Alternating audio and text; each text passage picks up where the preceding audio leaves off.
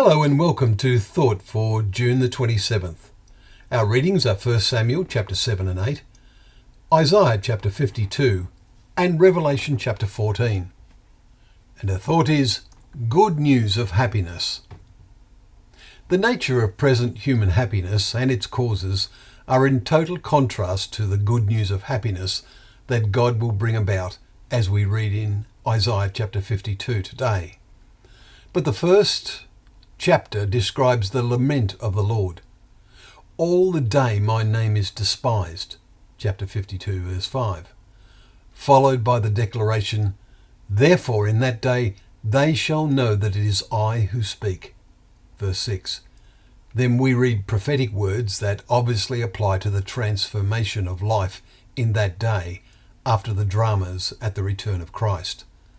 Verse 7 tells us, how beautiful upon the mountains are the feet of him who brings good news, who publishes peace, who brings good news of happiness, who publishes salvation, who says to Zion, your God reigneth.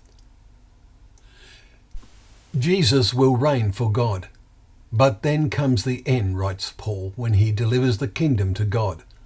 Then the Son himself will be subjected to him, that God may be all in all. 1 Corinthians 15 verses 24 to 28. In Revelation 21, we will read John's vision of the ultimate time when the dwelling place of God is with man. God himself will be with them as their God, for the former things have passed away, we read in verse 3 and 4. The good news of happiness will at last be here for those who have been longing for God's kingdom. Returning to Isaiah's chapter, see the nature of the happiness that is to happen. They sing for joy. They break forth into singing, for the Lord has comforted his people. He has redeemed Jerusalem. The Lord has bared his holy arm, Christ, before the eyes of all nations, and all the ends of the earth shall see the salvation of our God. Verses 9 and 10.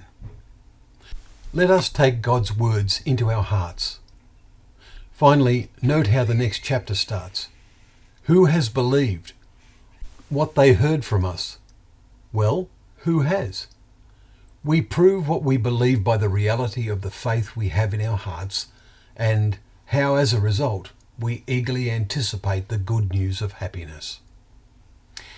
Well, thank you once again for joining us for Thought for the Day, where together we can open up the pages of God's Word, knowing it to be a lamp to our feet and a light to our path.